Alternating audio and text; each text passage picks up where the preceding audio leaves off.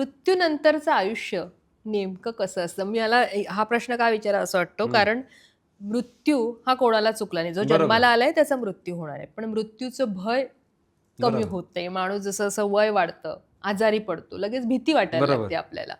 So मला त्याविषयी म्हणून हा प्रश्न विचारायला आवडेल, की मृत्यूनंतरचं आयुष्य कसं असतं आणि ते चांगलं असावं म्हणून कर्मचा त्याच्याशी काय संबंध आहे मी नेमका? एक तुम्हाला गोष्ट सांगतो. एक व्यक्ती होता. हं, त्याला हा प्रश्न पडला, की महावीरनी शरीर सोडलं, बुद्धानी सोडलं, ख्राइस्टने सोडलं, हं, जिजसने शरीर सोडलं. हं. हे तर संत महात्मा होते. बरोबर. तर हे नक्कीच स्वर्गात गेले असणार. हं, हं. कारण ह्याने जीवनात खूप चांगलं केलेलं. हां. नेहमी प्रश्न आणि तो शिवभक्त होता. हं, एकदा शिवजींना प्रार्थना केली, की मला त्यांना भेटायचंय म्हणून. हं, शिवजी पण प्रसन्न होतात. हं, बोलतात, "ठीक आहे. तू आज रात्री झोप. तुला मी सांगतो तसं तसं तू माझा एक शिवगण तुला गाईड करेल. हं, तसं जा तू.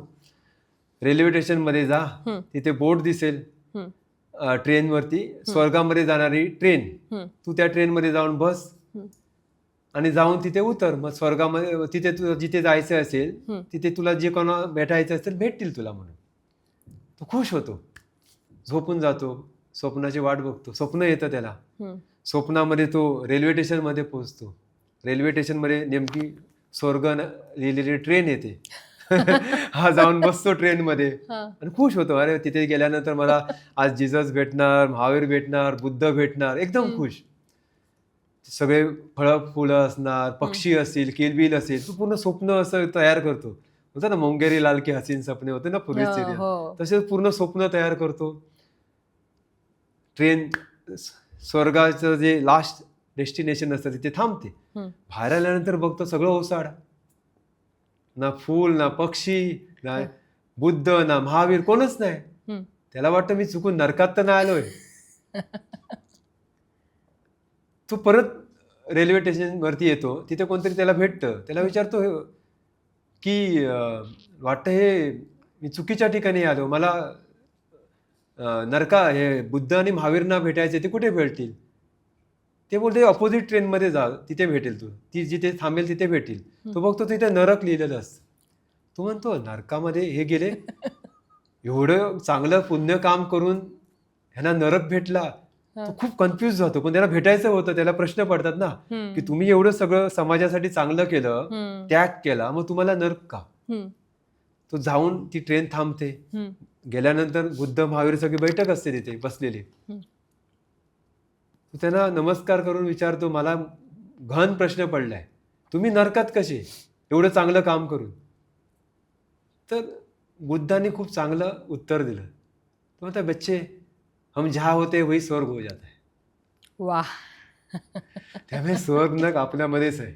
तुम्ही आनंदी राहा, स्वर्ग आतमध्ये प्रकट होणार. हं, हं, हं, हं. शांत राहा, स्वर्ग आतमध्ये प्रकट होणार. दुःखी व्हा, क्रोधी व्हा, अहंकारी व्हा, नर्क तुमच्यामध्ये प्रकट होणार. हं, मृत्यूनंतर जर तर मी तुम्हाला मोठी स्टोरी सांगू शकतो. हं. मृत्यू शरीर सोडल्यानंतर तुम्ही ह्या लेव्हलला जाणार, त्या लेव्हलला जाणार, जे गरुड पुराणामध्ये हो, हो. वगैरे लिहिलंय ना, लिहिलेलं आहे. हां. लोकांना ते आवडेल पण ऐकायला. हं, पण त्याने तुम्हाला काही फरक पडणार नाही. पण तुम्ही आता जिवंत आहात आणि जिवंत असताना तुम्ही आनंदी आहात, शांत आहात. तुमची अपेक्षा नाही आहेत. हं, हं. तुम्हाला कसलाही मोह नाहीये, तर तुम्ही स्वर्गात आहात. पुढचं पुढे आताचं महत्त्वाचं आहे, की तुम्ही आता स्वर्गात राहा. हं, हे फक्त सिस्टीम चालण्यासाठी रूल्स रेग्युलेशन आहेत. शाळेमध्ये युनिफॉर्म दिला जातो हं, हं, हं. डिसिप्लिनसाठी.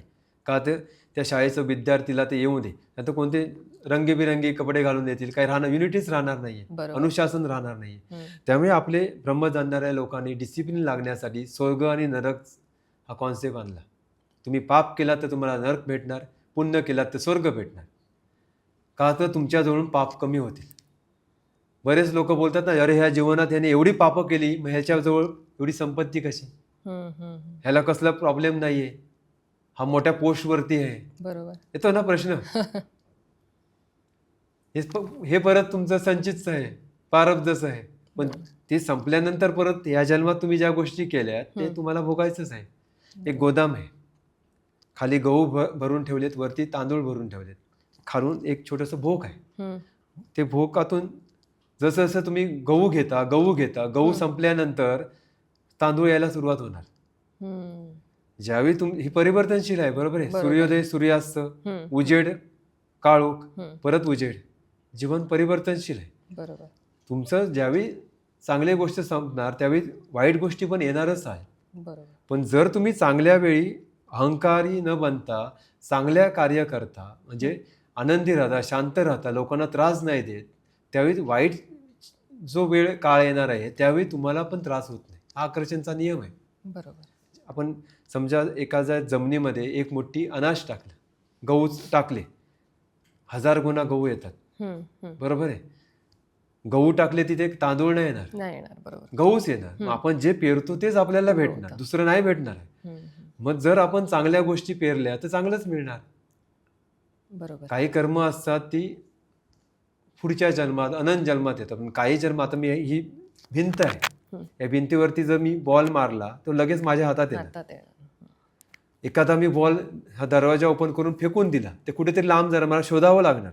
बरोबर. म्हणजे पुढच्या कधीतरी जन्मात कधीतरी नंतर मिळेल मला, किंवा मिळणार पण नाही, किंवा कधीतरी कोणतरी मला शोधून देईल. पण हा तर लगेच येणार. अशी काही कर्म आहेत, आपली ॲक्शनची रिॲक्शन आपल्याला भोगावीच लागतात. हम्म. म्हणून जितेजी म्हणतात ना, तुम्ही स्वर्ग जर तुम्हाला त्याचा आनंद घ्यायचा असेल स्वर्गाचा, तर चांगली कर्म करा, सेवाभावी राहा, जे काही दिलंय ते स्वीकार करा. हे बघा, स्वाभिमान अभिमान, अभिमानी राहू नका, स्वाभिमानी राहा. राहा. स्वाभिमानी राहताना तुम्हाला जो तुमचा जो सेल्फ रिस्पेक्ट आहे तो राखला जातो. बरोबर. म्हणून एक तुम्ही हे ठरवा की तुम्हाला किती सहन करायचंय. हम्म. एखाद्या ठिकाणी तुमचा जर अपमान होत असेल, तुमची चुकी नसताना, तिथे तुमच्या स्वाभिमानावरती जर गदा येत असेल तर तुम्ही तिथून हटा, थांबू नका. बरोबर. हायवेला जाऊन मी गाडीसमोर उभा राहिलो, बघतो कशी गाडी मला ठोकते, 100च्या स्पीडला येणारी गाडी थांबणार नाही, मला घेऊन जाणार ना ती. हम्म. मला त्यावेळी बाजूला राहावं लागणार, गाडीला जायला दिलं पाहिजे. बरोबर. आपण काय करतो की तो अहंकार पकडून तिथे म्हणतो ना, क्रोध घेऊन राहतो. राहतो. नुकसान कोणाचं करतं? स्वतःचं करतं. बरोबर. ऊर्जाचा एक ना सिद्धांत आहे, तुमचं ज्या ठिकाणी लक्ष जातं ऊर्जा त्या ठिकाणी व्हायला सुरुवात होते. सुरुवात होते. जर चांगल्या गोष्टींवरती लक्ष जाणार, तुम्हाला ती ऊर्जा सकारात्मक गोष्टींजवळ घेऊन जाणार. नकारात्मक गोष्टींजवळ लक्ष जाणार तर तुम्हाला तीच ऊर्जा पतन करणार. म्हणून बोलतात ना, अध्यात्मामध्ये ब्रह्मचर्याचं महत्त्व बोलले. हम्म. ब्रह्मचर्य म्हणजे काही शारीरिक नाही आहे. ब्रह्मचर्य म्हणजे ब्रह्माचे आचरण, सात्विकतेचे आचरण. त्यासाठी तुम्ही यम नियम असं खाद्य खा जे डायजेशनला इझी होईल.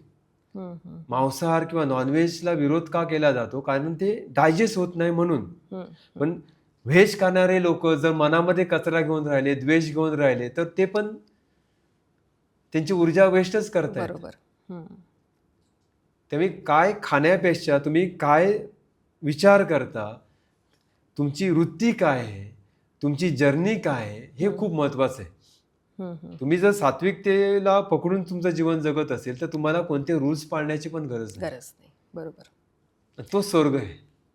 आपण स्वर्ग नरक मृत्यूविषयी बोलतोय, मला त्यामुळे पुनर्जन्माची आता ओढ लागली की ते जाणून घेण्याची, की पुनर्जन्म खरोखर असतो का?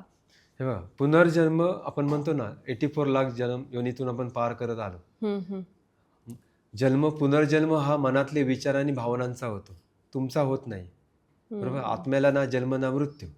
शरीर पंचमहाभूताने बनले, पंचमहाभूतात नष्ट होतं. काही धर्मामध्ये जाळलं जातं, काही धर्मामध्ये गाडलं जातं. हो. म्हणजे शरीराचा पण पुनर्जन्म नाहीये. बरोबर. पण जे काय आपण नोट्स क्रिएट करतो विचारांचे, हे आकाशीय रेकॉर्ड. आकाशीय रेकॉर्ड काय आहे? आपण शाळा कॉलेजमध्ये लायब्ररी असते, बरोबर आहे. त्या लायब्ररीमध्ये जर त्या स्टुडंटला एखादी गोष्ट शिकायची असेल, अभ्यास करायचा असेल, तर लायब्ररीतून पुस्तक घेतो, त्याची स्टडी करतो, पेपर लिहितो. आकाशीय रेकॉर्डमध्ये म्हणजे त्या आकाश तत्वामध्ये तुम्ही जे काय अनंत जन्म केलात, तिथले जे काय तुम्ही कर्म केलात ते सगळं तिथे आहे. म्हणून ज्यावेळी तुम्ही जर्नी करता त्यावेळी तिथून तुम्हाला आदान प्रदान होत असते. पण कधी होणार? ज्यावेळी सतत विवेक बुद्धी जागृत राहणार, जे अंतरात्माचं मन आहे तुमचं, बहिर्मन नाही. आणि त्याच्याशी कनेक्ट राहिल्यानंतर तुम्हाला पुनर्जन्म घ्यायची गरजच लागत नाही. गरजच नाही. छोटे छोटे मुलं बघतो आपण, सिंगिंग करायला लागतात, हम्म, कोणते कोणी इन्स्ट्रुमेंट वाजवायला लागतात, कुठे शिकलेले नसतात. हम्म, कुठून घेऊन येतात? ते मनोमय कोशात आहे, त्यांच्या हम्म, विज्ञानमय कोशात आहे. कारण ज्यावेळी आपण मरतो, हम्म, तुमचा अन्नमय कोश नष्ट होतो, पण 4 कोश जे आहेत ना, प्राणमय, मनोमय, विज्ञानमय और आनंदमय, हम्म, ट्रॅव्हल करतात अनंत जन्मातून, हम्म, जे तुमच्या सूक्ष्म शरीरात आहे. आणि ते ज्यावेळी सूक्ष्म शरीर परत ज्यावेळी शरीर धारण करतं, त्यावेळी ते सगळे तुमचे जे काय संस्कार असतात ते घेऊन शरीर धारण करतं. हम्म, त्यामुळे हा जो, पण त्या संस्कारामध्ये जर तुम्ही जन्म घेतल्यानंतर अवेअरनेसमध्ये राहिलात, होशमध्ये राहिलात, तर सतत विबुद्धीशी जोडले जातात हम्म. आणि तुमच्या क्रियामान कर्मातून तुम्ही अवेअरनेसमध्ये राहून जे नोट्स असतात त्याच्यातून वाचू शकता.